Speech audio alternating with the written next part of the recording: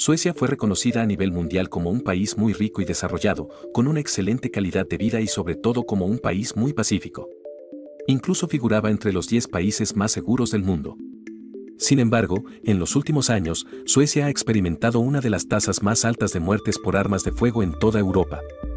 Además, los tiempos de espera en hospitales se encuentran entre los peores de Europa y la calidad de la educación ha disminuido en general. Pero, sin lugar a dudas, lo que más preocupa a Suecia es el tema del crimen y la violencia. De hecho, el pasado septiembre, la situación llegó al punto de que Suecia se prepara para desplegar sus fuerzas armadas para hacer frente a la ola de violencia en todo el país.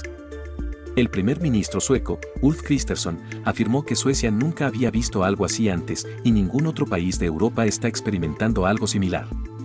Toda la situación está impulsada por guerras territoriales entre pandillas, venganzas personales y un gran número de jóvenes disponibles, muchos de ellos provenientes de comunidades inmigrantes de otros países de África y Oriente Medio, como Siria, Irak, Irán y Somalia. De hecho, el líder de una de las pandillas más grandes es Rava Majid, quien llegó a Suecia siendo un recién nacido en 1986 después que sus padres huyeran de Irak. Entonces, las preguntas que surgen son, ¿por qué la idea de multiculturalismo está destruyendo a Suecia y por qué en otros países ricos la inmigración tiene éxito, pero en Suecia ha fracasado? Antes de la Segunda Guerra Mundial, Suecia era un país lingüística y culturalmente homogéneo. Desde 1871 hasta 1940, el número promedio de inmigrantes era solo de 6.000 por año y la mayoría provenía de Alemania, Dinamarca y Noruega.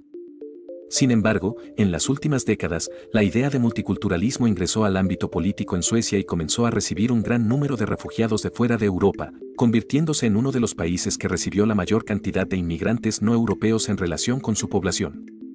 La proporción de inmigrantes de origen no europeo aumentó del 2% al 15% entre 1985 y 2015. Debido a esta rápida inmigración, Suecia experimentó un crecimiento de la población de más del 1% por año entre 2015 y 2019, muy por encima de los niveles normales para los países industrializados. A primera vista, esto parece algo muy positivo, ya que la mayoría de los países europeos están sintiendo los efectos de su población envejecida. Por un lado, hay menos personas en edad laboral, lo que significa que cada vez menos trabajadores tienen que sostener a más pensionados. Y por otro lado, el envejecimiento de la población implica que más personas demandan servicios de salud y tratamientos más complejos y costosos. Así que atraer inmigrantes es una de las estrategias utilizadas por los países desarrollados para compensar el envejecimiento de sus poblaciones. Sin embargo, esta estrategia no funcionó en Suecia porque muchos de los inmigrantes en edad laboral simplemente no trabajan. En otras palabras, desde que Suecia hizo la transición de una inmigración basada en atraer trabajadores a una basada en refugiados de culturas muy diferentes, la integración en el mercado laboral se complica y terminan siendo excluidos y dependientes de la asistencia estatal. En el pasado, la integración de inmigrantes en el mercado laboral sueco no era un problema, ya que la mayoría de los inmigrantes provenían de países lingüística y culturalmente cercanos y porque la mayoría de los trabajos eran simples y caracterizados por tareas bien definidas y repetitivas. A diferencia del mercado laboral actual, que exige mayores niveles de educación, habilidades lingüísticas y experiencia laboral. De todos modos, el hecho es que en el pasado, los inmigrantes tenían una alta tasa de empleo, mientras que hoy la mayoría de los inmigrantes tienen dificultades para integrarse en la sociedad sueca y encontrar trabajo. En 2015, la tasa de empleo de personas de 20 a 64 años fue del 82.9% para los nacidos en Suecia, mientras que para los nacidos fuera de Europa fue del 53.6%. Esto se traduce en última instancia en un porcentaje significativo de inmigrantes o refugiados en riesgo de caer en un estado de exclusión a largo plazo. Cuando un porcentaje de inmigrantes no puede integrarse en la sociedad o en el mercado laboral, ya sea debido al idioma, nivel educativo o cultura, es entonces cuando comienzan a formarse pandillas en las comunidades, ya sea para formar parte de un grupo social o para ganar dinero. Por lo tanto, no es extraño que las pandillas criminales tengan una tarea muy fácil reclutando a jóvenes inmigrantes marginados, lo que termina aumentando la delincuencia y la violencia en Suecia, ya que la mayoría de los delitos y asesinatos ocurren entre comunidades de inmigrantes. Si estás disfrutando de este video, quiero invitarte a que te suscribas a nuestro canal para no perderte ni un solo momento de las emocionantes novedades y contenido que estamos preparando para ti. Haz clic en el botón de suscripción, no te quita nada y a mí me ayudas mucho. Gracias por tu apoyo. Incluso la ex primera ministra sueca, Eva Magdalena Andersson, afirmó en 2022 que la segregación se permitió llegar tan lejos que tenemos sociedades paralelas en Suecia. Vivimos en el mismo país, pero en realidades completamente diferentes. Tendremos que reevaluar nuestras verdades anteriores y tomar decisiones difíciles. Así que la inmigración masiva ha impuesto altos costos a Suecia, no solo socialmente, sino también en términos económicos. El Banco Central de Suecia calculó que la masiva llegada de inmigrantes en 2015, el año en que el país acogió a 163.000 refugiados, llevó a una reducción del PIB per cápita del 1.7% y un aumento del desempleo de 2.2 puntos porcentuales. Entonces, como podemos ver, el deseo de Suecia de ser inclusiva y multicultural al recibir inmigrantes de África y Oriente Medio, puso fin a la cohesión social y al pacifismo que caracterizan a Suecia. Uno podría pensar que el número de refugiados que llegan a Suecia se debe principalmente a factores externos.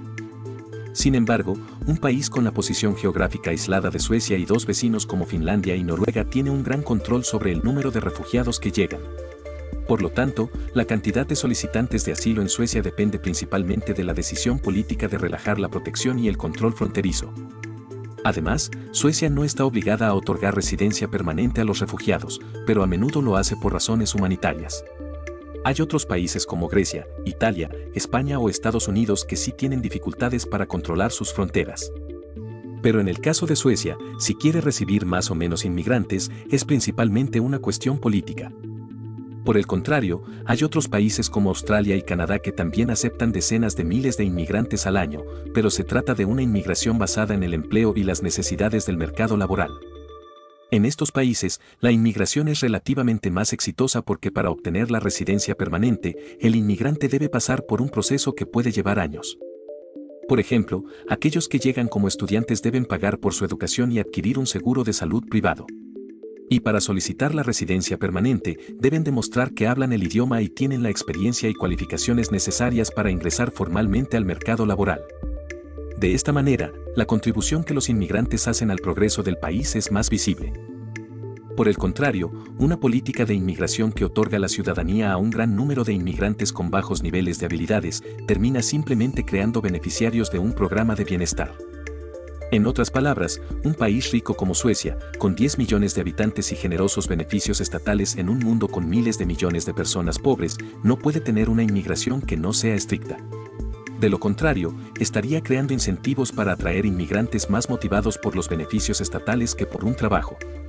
Milton Friedman, ganador del Premio Nobel de Economía, afirmó que un país no puede tener una inmigración libre y al mismo tiempo, un Estado que promete a cada residente un cierto nivel mínimo de ingresos, independientemente de si trabajan o no.